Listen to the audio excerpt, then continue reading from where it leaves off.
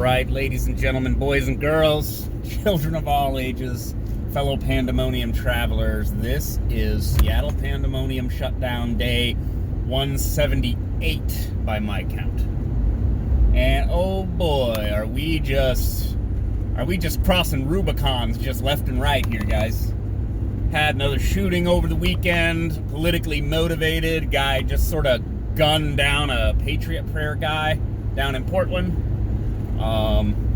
They caravanned up with a bunch of pickup trucks out in the suburbs and then went into town, as is their right to do, to freely move around, and then things, they agitated a little bit, I'm not gonna lie. But, they pepper sprayed people from their cars and shot paintball guns at them and all this stuff, which, while kind of funny in one context, also results in exactly the kind of escalation that we saw, which is, you know, more violence and people feeling like justified in shooting people. And that's not a great look. People shouldn't shoot one another, although you end up in these situations where you're like, well, yeah, that's what would happen. That, you know, this person shoots somebody, or someone confronts somebody, things are charged and animated, and after the shit in Kenosha with Kyle, not me, the other Kyle, the other highly famous Kyle now, controversial Kyle, is escalation, and the escalation breaks down along political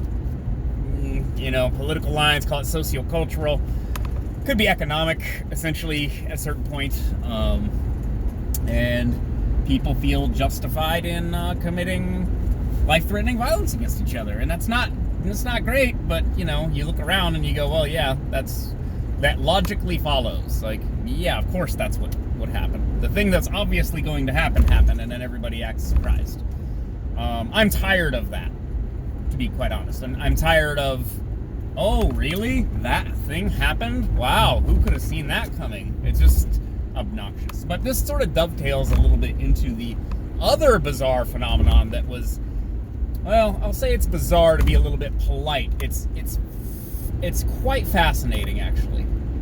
Over the weekend, the media, and I mean various mainstream media outlets, went full gaslight. Like, it's astonishing. Like, I actually am impressed that they just kind of decided to switch messaging.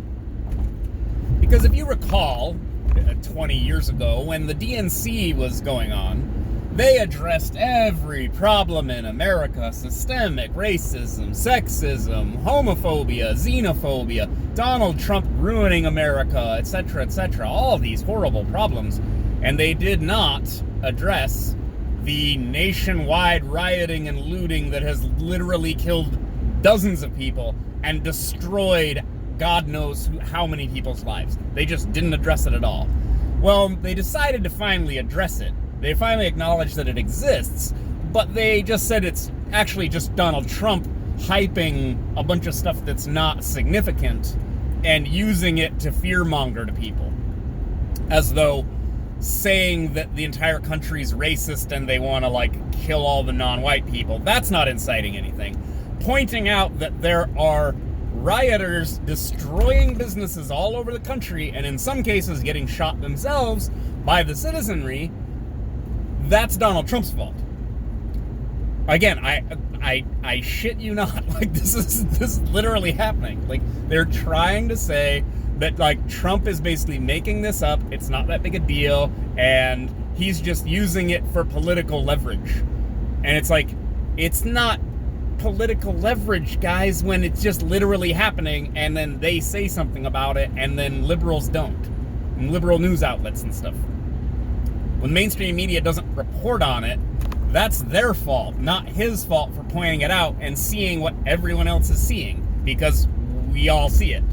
I mean, unless you are indoctrinated, you don't take any extra time to read the news. You just swallow the headlines that are fed to you, because there's viral clips of all kinds of insanity, okay? And you look at what has gone on in some of our major cities, and we've never lived through anything like this, guys. They're talking about New York City being dead. Okay? Let that sink in for a second. I've said similar about the capital flight, the erosion of the tax base right here in Seattle. Okay? It is happening. It is real. We will be the beneficiaries of this destruction and chaos, and we will live through the recovery or the decline. Like, we have to deal with it. And being an ostrich burying your head in the sand, which I'm pretty sure they don't actually do that, but you understand the analogy. Or is it a metaphor? Or is it a simile? I don't know.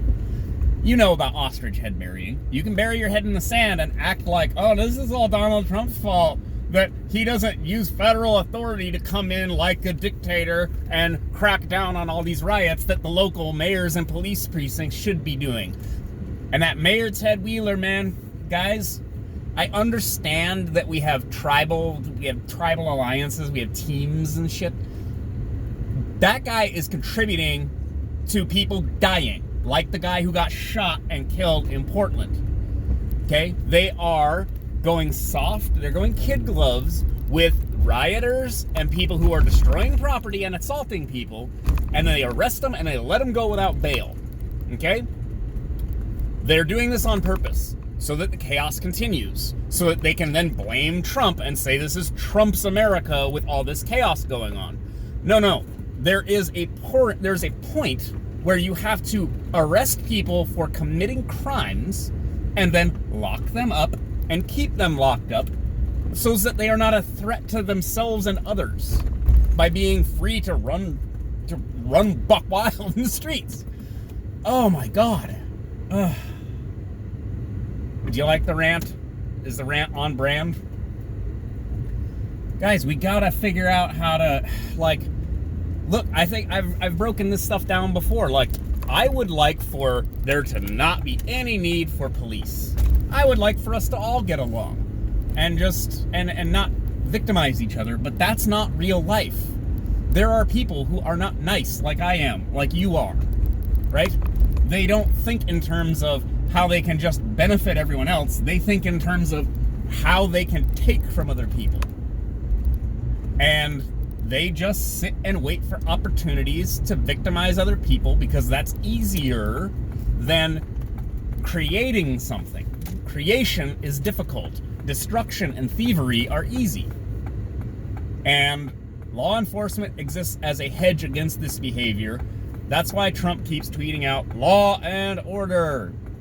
I don't know if he means SVU or the original series. I don't know. I don't know which one he means. But order is a cultural phenomenon. We coexist and we don't hate each other, so we cooperate and like build a civilization together. Order.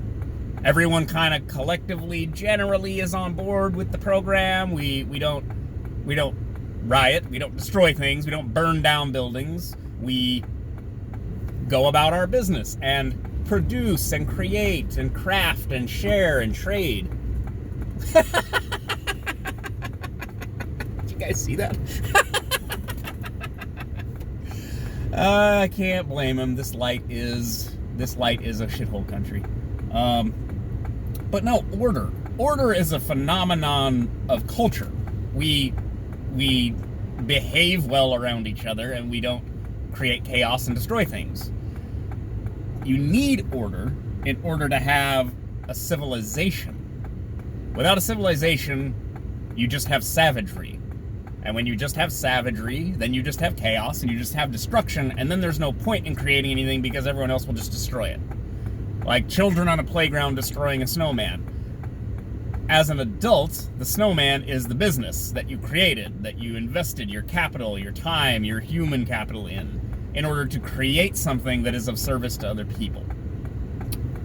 And then people come and burn it down because they are mad at the police, or they believe that this is somehow connected. And you have videos of this. You have people saying, no, we paid for that. We paid for stuff that is now destroyed, and it's okay for us to destroy it. And it's a cognitive disconnect that's just astonishing. Ooh, look at all this traffic coming back. Ooh. Civilization is returning, guys, and it's terrible. Damn, all these non-essential people in my way. I've been essential for half a year now, and all of you were out of my way, and it was wonderful. Now you're all in my way, and it's just terrible, and I hate you all. Anyways, see, these videos, they used to be about 10 minutes long. They will start to become untenably long in fairly short order. Thank you. Good work, Volkswagen. Thanks for just letting me in like a Minch. That's awesome. Anyways, so Joe Biden did another speech today, and it was terrible. And he multiple. So he has his various, his speech foibles. He has his speech pathologies where he has like aphasia and stuff, and like just messes up his sentences and his grammar. That's one thing. But it's the messaging. Like, he finally addressed, hey, people shouldn't loot and riot and destroy things. And it's not gonna do a damn thing to stop what's going on in Portland. Because these people aren't, these aren't like party Democrats. These are radical progressives. They do not care what Joe Biden thinks. They probably wanted Bernie to be the nominee. And they stole the nomination from Bernie again. Go for it, bicycle bro. And so these people do not, they see what, like a lot of people see. The Democrats are just like corporate cronies. They're not progressives. Kamala Harris was not progressive on anything like drug crimes or anything, obviously, as shown by her record. Neither was Biden. Now look, I'm all for the idea that they might be more progressive than the Republicans in some other areas, like, I don't know, they're pro-choice. I suppose that's progressive, but all you do is you flip that and say that they're for infanticide, and then it's like, oh no, but they're unborn babies, and then we do that whole argument. And after the last 6 months in this country, them wanting gun control laws and stuff that's like on their website, that they want to ban semi-automatic weapons and stuff, again, after the last half year in this country, that conversation is over. I can't understand why anybody is even going to try to touch that right now. After we just demonstrated that we are very willing to kill each other. And you should protect yourself from other Americans because apparently we hate each other and disregard each other's lives so much, we will kill each other in the streets. That is a fact, okay? That was true before, but it's been demonstrated to be quadruply true now. And so this idea of, oh, we're gonna ban semi-automatic weapons or some other nonsense is just complete garbage. It's astonishing to watch. And again, the Democratic Party nominated Biden. They did a whole infomercial where it was like, who's gonna get it? Yeah, Biden. Okay, what is this all for? What was this show for? We all knew who the nominee was gonna be. This is insane. And it's a terrible idea. And I swear, I said it before, they are not actually trying to win. That's not the purpose of what this is. What this is to run a female VP, to say that they're progressive, and then take all the donor money and put it on down ballot stuff in order to crack into the Congress. They want to try to get recover control over the House and or Senate. And they're not gonna be doing that with Biden in the executive branch. Maybe they think that he can get in, but I don't think that's the strategy. They're not trying to win. They want Trump to be in charge as all of this chaos continues. And again, local Democratic leadership keeps these lockdowns in place and doesn't stop the rioting, and it just destroys everything. Because that makes it look bad for the president, because people think the president is the one in charge of all this stuff. It's not really working, though. That was the point of the gaslighting that came up over the weekend. Like, the media suddenly saying, oh no, it's fiery but mostly peaceful protesters. What? And there's like pictures of like burning buildings and stuff, and you're like, what are you talking about? Like, everybody is just trashing these like CNN journos who are posting these ridiculous nonsense. They're just getting ratioed to oblivion, and I love it. It's hilarious. I join in because it's the stupidest thing I've ever seen. Like, we see what you're doing, guys. We see what you're doing. It's fascinating, and it's activism mixed with journalism, mixed with some kind of weird power politics. Like, there's something kind of weird going on here where they think we can't see it, or there's nothing we can do about it, but there is something we can do about it. We just take the clips of insane violence and just throw it in their face in front of everyone else, for everyone on Twitter to see, everyone on Facebook. Who are, like, these people are not serious people deserving of serious consideration. They exist for us to dunk on and trash on social media. Like, that's what they're there for. They're there for us to abuse them. Maybe I've gone war wacky. I don't know. I can't tell anymore. But this is just asinine garbage, and it just is going to keep going, and we're going to keep being gaslit like this craziness isn't going on all the way at least until the election. But the election isn't the finish line. That's like the beginning. Because all the way up to the re-inauguration of Donald Trump, which is, I believe, going to happen, and polls are starting to reflect this, because people are able to see through a lot of this garbage, and then there's going to be more rioting and chaos, and people are going to be freaking out more, and then we're just going to repeat this cycle of terror and fear-mongering and panic and blah, blah, blah. Woo! That's enough from me for a Monday, huh? All right, I'll talk to you guys later. Bye.